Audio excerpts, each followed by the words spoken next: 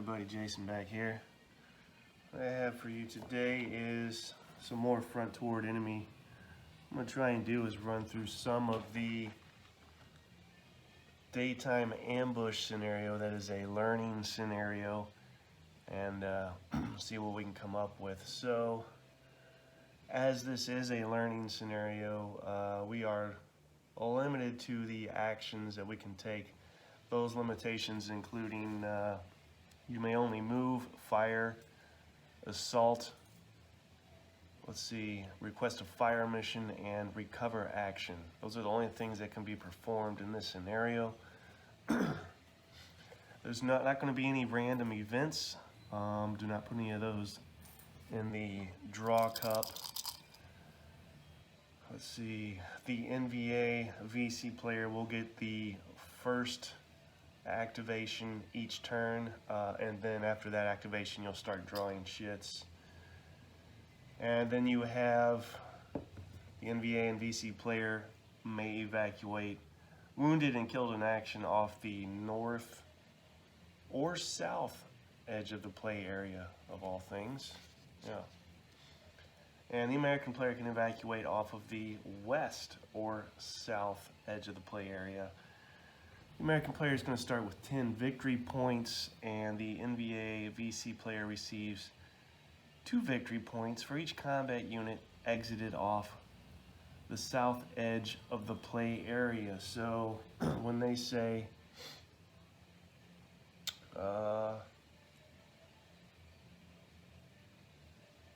where is that listed here? Can't find it now, but basically we're told to exfiltrate, we as the NBA, and I guess all of a sudden that just makes sense. Need to exit off the south because that's where your NBA victory points are going to be racked up. Now, as you can see, well, with this being the NBA VC here in this Ville, they are all concealed, as are the Americans. However, the Americans are set up for an ambush and will be awaiting the movement of the NBA VC. The NBA do have 4 dummy counters in here, and they will also receive reinforcements on turn 6. The entire duration of this scenario consists of 12 turns, so halfway through they're going to receive reinforcements coming in from the north edge. Americans will not receive any reinforcements. What you see is what you get. They do, however, receive, you make a die roll. I think I got 5 Claymore mines that I can work with. And as far as activation shits in the cup, the Americans will have 5, and the NVA/VC will get 3. So you should see more American activations than the NVA. Other things to consider, let me think here. Won't see any helicopters either in this scenario, and I should say that covers it. Let me grab a chair and a couple other things and we'll be ready to go.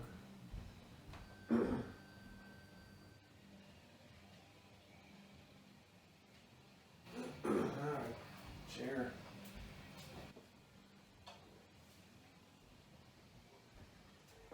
I have not played this yet. I will make errors.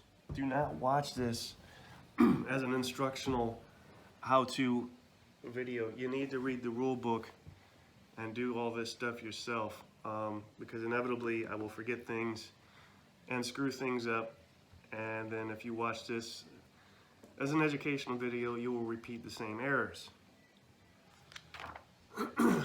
Stacking, there's no limitation to what you can stack in a hex, but once you stack beyond, I believe it's beyond 4, then you start getting negative modifiers if you're fired at in that stacked hex. Let me verify that. That is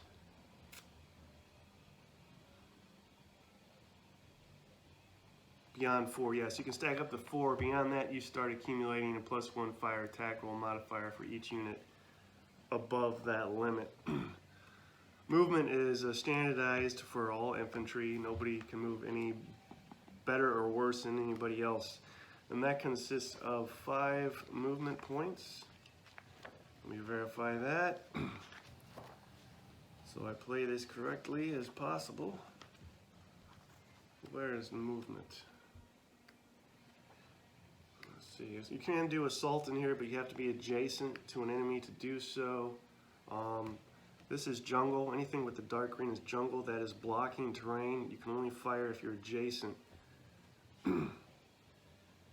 Yeah, blocking terrain hexes are hamlet, jungle, and grass. And let's see.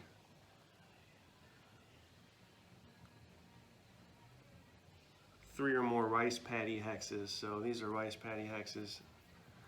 3 or more, your line of sight is also blocked. I don't think we have any grass to deal with here as such.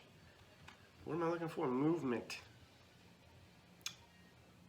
Do have stealthy movement in here.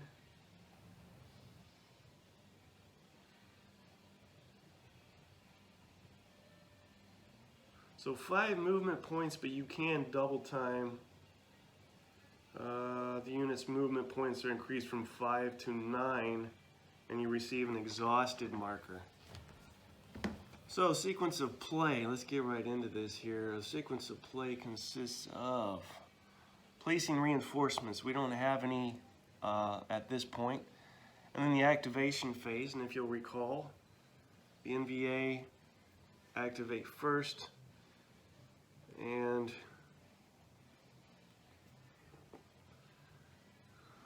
remember I set this up last night.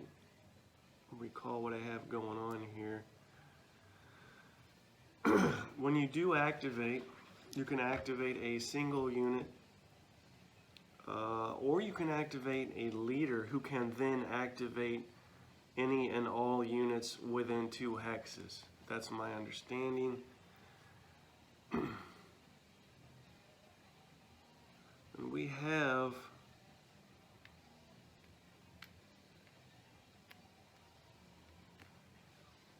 a leader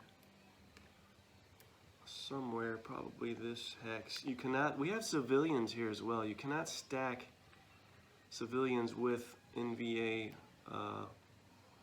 VC units. They have to stack separately. So here's a leader here. If we were to activate him, he could then activate pretty much everybody except this guy. He would have to activate separately. Let's go ahead and do that and start movement. We're going to assume that the NVA know nothing about the Americans here. So they're just going to start moving south, which is what I'm supposed to do. What is movement point for rice paddy? That is 1.5. Okay. So 1, 2.5, 3.5. And we have to take into consideration opportunity fire before we go all crazy here. Where is opportunity fire? And this is how it's going to work, guys. This is going to be a, because I haven't played this, this is going to be a stop and check the rules and choppy. Opportunity fire. When a unit performs a move, combat units with a line of sight may conduct an opportunity fire check once per enemy activation.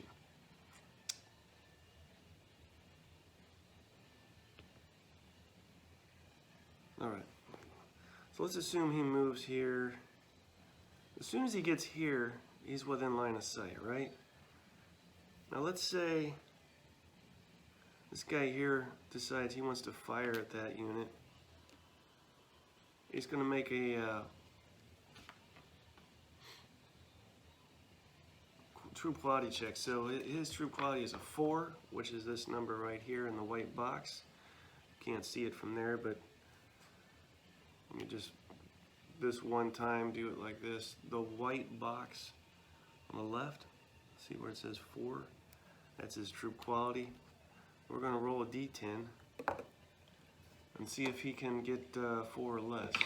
He does. He rolled a 1, and that allows him to opportunity fire. However, this unit is a dummy, and so that action, that opportunity fire action, is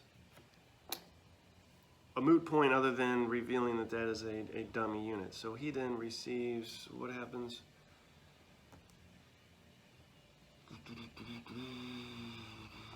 One opportunity fired unit, there's another.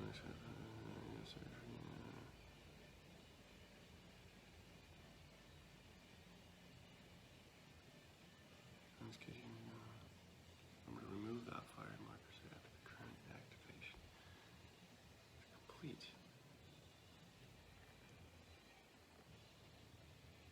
Alright, so whether I had passed this true quality check or not, he's going to get an, what is it called? Activation complete? Activation complete marker put on him. Now,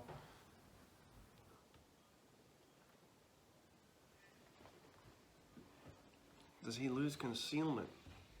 I'm going to say he loses concealment for firing, even though he didn't fire. There was nothing to fire at anyway, but he would have had to fire to figure that out.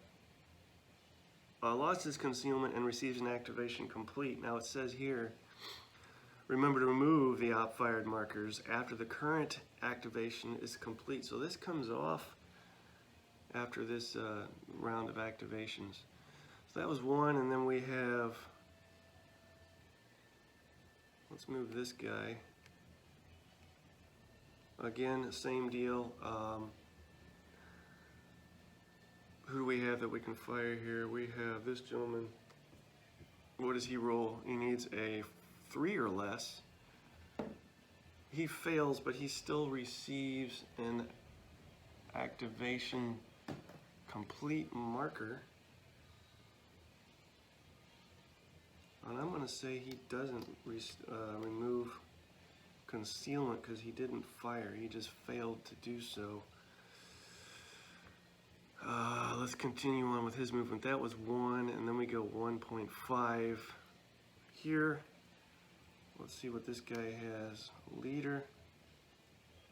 And 4 or less to op fire. Let's see if he can do it. He does get a 4. He fires, in theory, and that's a dummy unit anyway. So that's why I'm not running through the fire stuff here. He receives activation complete, which will be removed after this activation is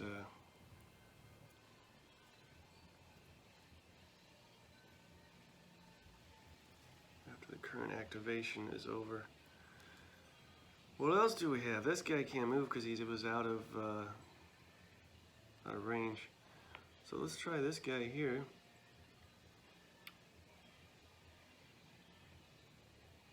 Moving through a hamlet is still just 1. That would be 2, and now he's in line of sight. Put him there. Removes concealment for moving. Then we have, who we have left here? We have a medic and a fire team. This fire team is going to try to fire him. That is successful, but again, that is a dummy unit, so that's that. And I think that leaves 1 dummy unit left. Then we don't have to mess with these guys anymore. So we're wasting opportunity fire here on dummy units. This guy is a dummy unit also, although the Americans don't know that. But he can't move, remember, because not on this impulse at least. Then we have, these guys should be legitimate. Well, these are civilians, but again, the Americans don't know that, right? Let's start moving some of these folks. 1, 2. These guys are all in a pickle because they've wasted their activations firing at ghosts. And there's still more that can roll through here. So, 1,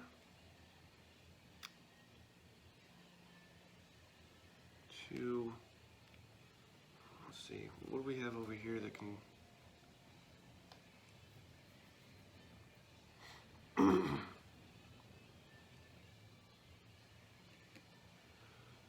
We have a M60 with a true quality check number of 3. Let's roll a D10, try and get 3 or less.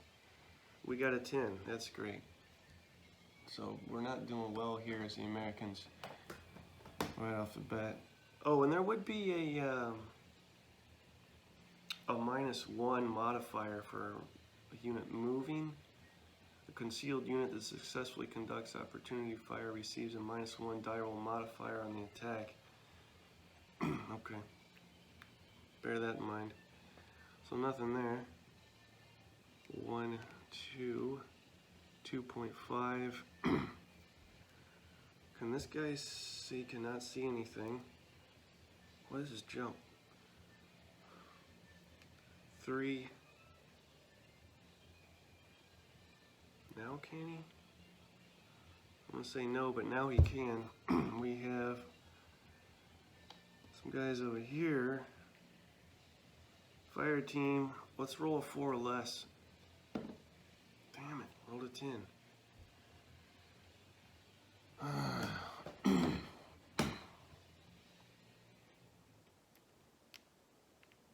Not going well for the Americans. He's going to stop here. Why would he do that? Because I don't want to exhaust him running an assault. And that's probably a terrible choice. But that's what I'm doing.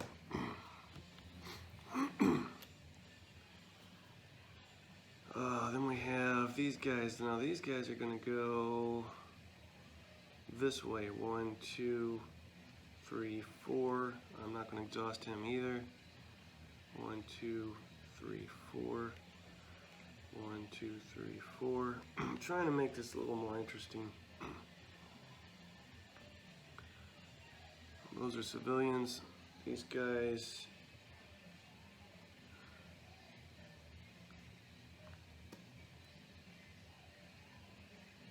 One, 2, 3.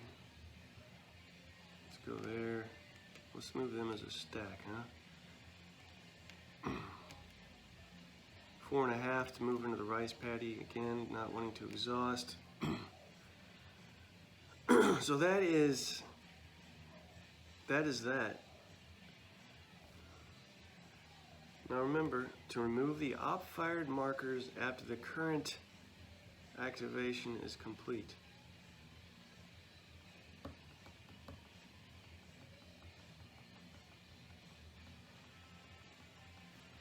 Would that be now? Remove these now.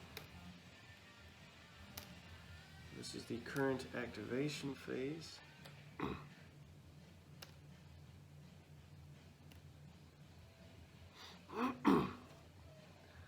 I'm saying that's that for the preliminary round, and then we can draw chits. And again, I'm probably playing this incorrectly, but I'm playing this to the best of my ability. Americans go first, or second rather.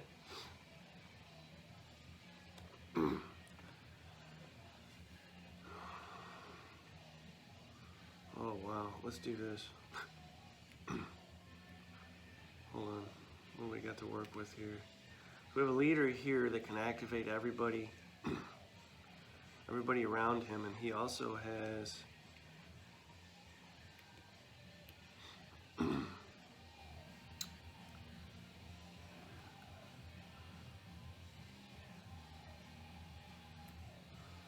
let's try and fire this fire team at the adjacent RPD machine gun. How do you do that? Well, we go to the fire combat section 7.0. Each unit activated for a fire action may fire individually or combine with other activated units for a fire action to target an enemy unit. So as these guys have kind of fanned out, I don't know that I want to waste combining fire on one So I'm not going to do that. Unit activated to fire loses its concealed marker. Man, there's a glare. Broken units may not be activated. For each fire attack, designate a target unit. Designate a firing unit. Roll against a fire rating. Now the fire rating for this fire team is a 4. We're going to roll and get a 7, and that is jump. Fire primary, firing into an adjacent hex -1, that brings it down to a 6. He was not concealed. Nothing. A whole lot of jack squat. Now, this guy is concealed. He has a fire rating of 4. We're going to roll a d10. Jesus, he gets a 10, and even with the -1 for being concealed and a -1 for being adjacent, that is going to be nothing as well. I'm going to have to kill this die and get a different one. What about this guy? He is concealed, he is not adjacent, but he's got to do something here. 4 or less, and he gets a 4. Finally, we got something going on here. Activation complete. Now, we got a hit, right? So what do you do next? If the fire attack hits, you determine the effect from the attack by rolling on the target effects table based on the primary firing unit's fire rating class. That brings us to the target effects table, which looks like thus. Target effects table. We are a small arms, so we use this column. We know we are small arms because the fire rating is encased in a red box. So we roll a 1 die 10, we get an 8, and that is a suppression. So that unit is suppressed. What does it mean to be suppressed?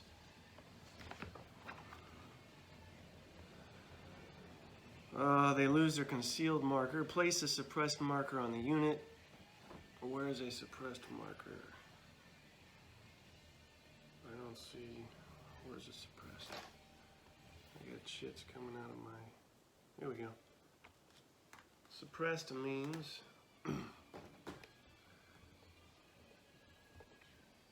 his fire rating and his true quality have a +1 die roll modifier, so some adverse effects to his ratings. Now what if he is to be suppressed again?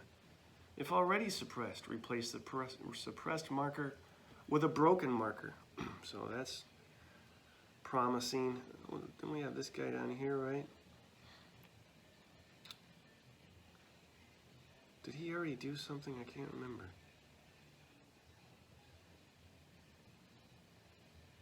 Let's say he didn't. Otherwise I would have put an activation complete marker on him, right? So he's going to fire or attempt to fire. Those guys need a 4 or less. He gets a 7. Well, if he had already activated, he missed anyway, so those guys are complete. I can't do anything over here because that would be another separate activation. You need another chit for that. So we'll draw again. Bets on what it is, American. So now we can activate these fine gentlemen over here.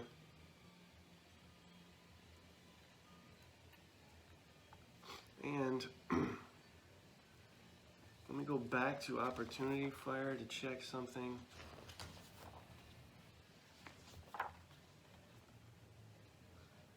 Okay, I'm thinking of something else. I was trying to see if simply firing could be a trigger for the opposition to outfire. It is not. It's movement based. What is movement through the jungle? That is 2. This guy really needs to move. 1, 2, 3, 4. That's his. Excuse me, activation. Then we have what we got here.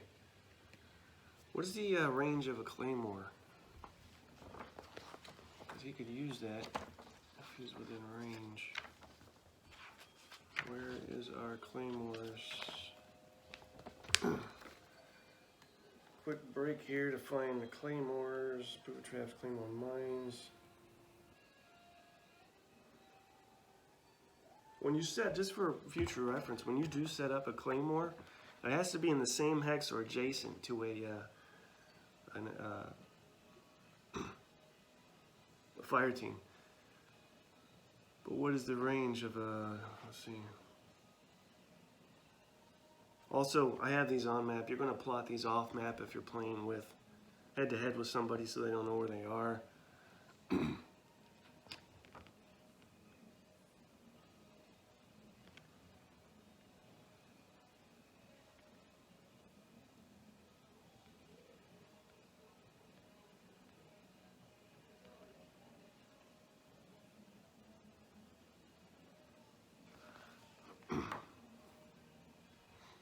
Alright, so you have to be in or assaulting the hex. That doesn't do me any good as far as firing any claymores at this time.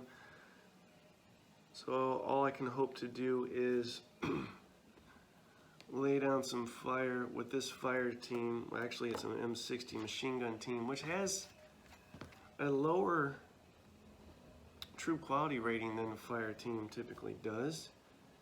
That's interesting. So 4 or less to fire, he gets an 8. That is ridiculous. Nothing.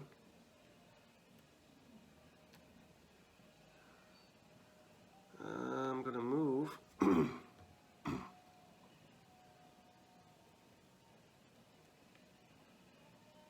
2, 3, 4 right here. And in doing so, I have placed myself an opportunity fire range of all of these 3 units, so that was dumb. But that's what I did. This guy here, let's start with him, work our way down. True quality check to see if he can opportunity fire. And the game's starting to flow a little bit.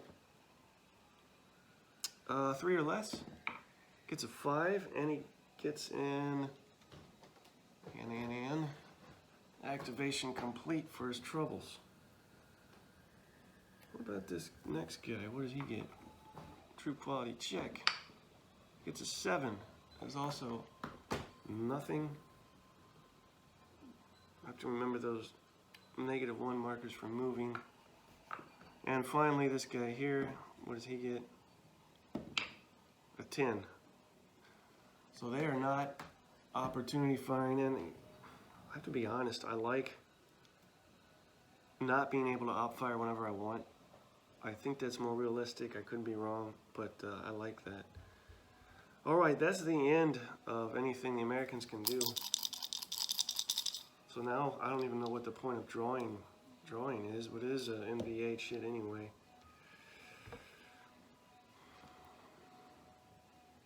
Those come off after this phase. Okay, so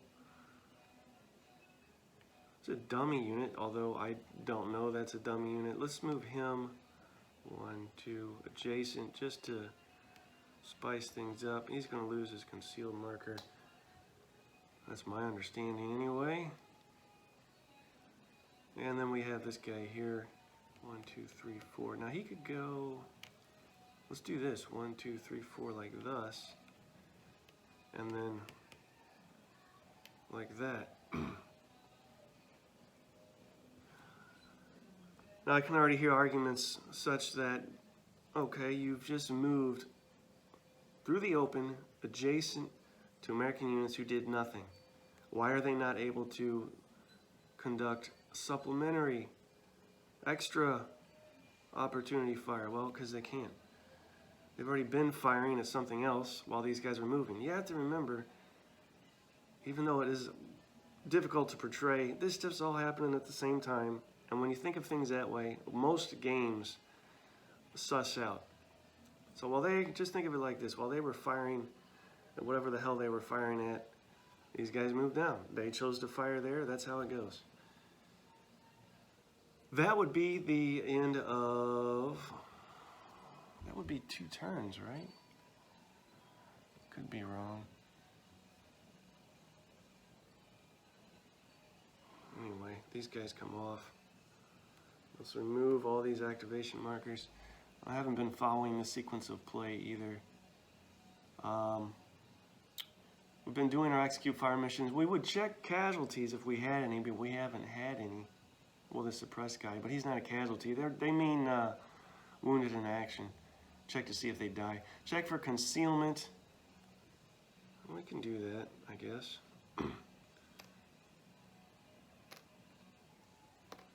Although I'm not going to be able to do it accurately because I haven't been keeping track of who did what. So those that did not move or fire will regain concealment. Let me verify that. Concealment.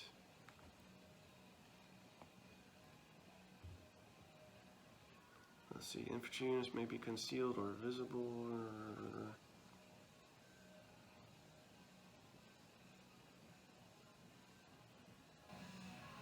Infantry units attempt to gain concealment at the end of each turn during the check for concealment phase, even if broken or suppressed. Each visible unit not in clear terrain and the line of sight of a visible enemy unit may perform a troop quality check to see if it becomes concealed.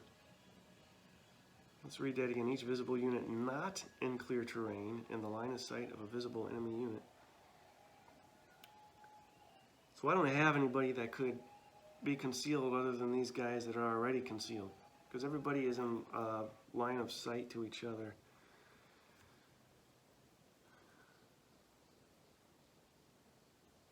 Although this is getting ambiguous now. This rule states, again, each visible unit not in the line of sight of a visible enemy unit and not in clear terrain automatically becomes concealed.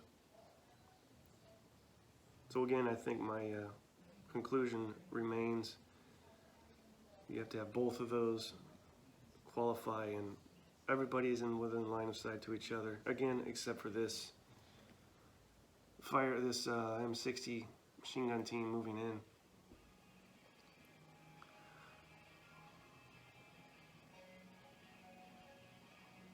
So here's something else. Since it's a new turn, all the chits go back in the cup, right? And is there at any point when these draw chits stay out, do we remain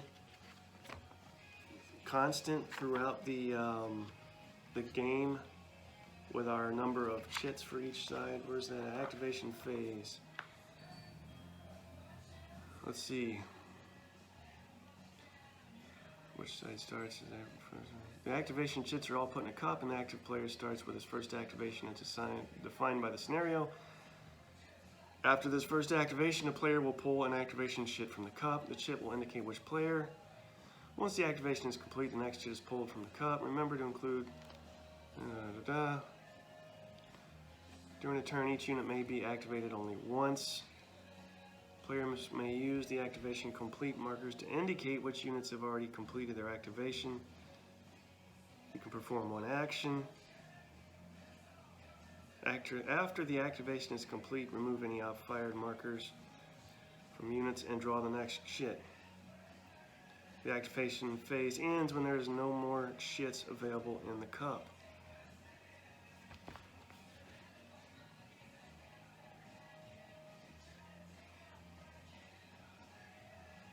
During each turn, each unit may be activated only once. Well, if you can be activated only once during a turn, and you still have chits in a cup, it doesn't matter that you still have chits in a cup, that's that. Right? When an activation chit is pulled,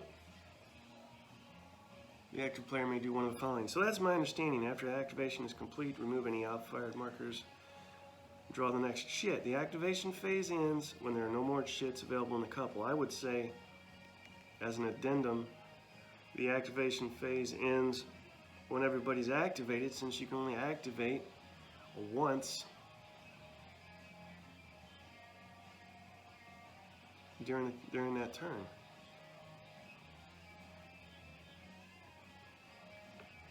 Sorry, the music just got louder. During each turn, each unit may be activated only once. So that's my understanding. So that's a bit of the flow and feel of the game for you. Things to consider. Well, Again, I've already stated I like how you can't just op fire like mad.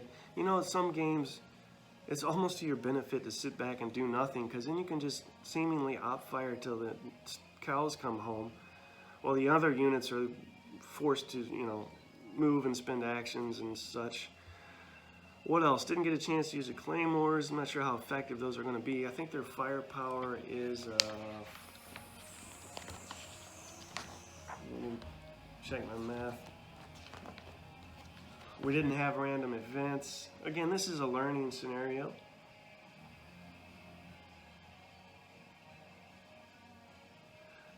Let's see, when detonated, and Claymore Mine conducts a 4-strength HE fire attack on each combat unit. So you would use a different column, right, on the target effects table. So the HE, and that's units with a yellow box on their counter. We'll use this far column to determine that. Obviously no helicopters, no vehicles. I like how fire works. It is not overly taxing. You simply roll 1 die 10 compared to the counter if it's equal or less after modifiers. Then you move to the target effects table and roll 1 more time to determine what you did. It's quick, painless, and smooth. And anything else I care to comment on? Sequence of play is not overly inflated. Just 6 steps. And 1 or 2 of those are not even going to come into play. Place reinforcements isn't always going to happen. Check casualties isn't always going to happen unless you have casualties. Execute fire missions. I failed to remember to do that. But that's voluntary, so you won't always have to do that. And then your infantry actions, we are limited because it's a learning scenario, but kind of a bevy of those to choose from. But enough choice to give the game flavor with your actions.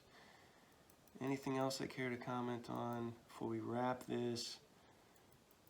Don't think so. Would be interesting to see what our random events are like when we're able to use those.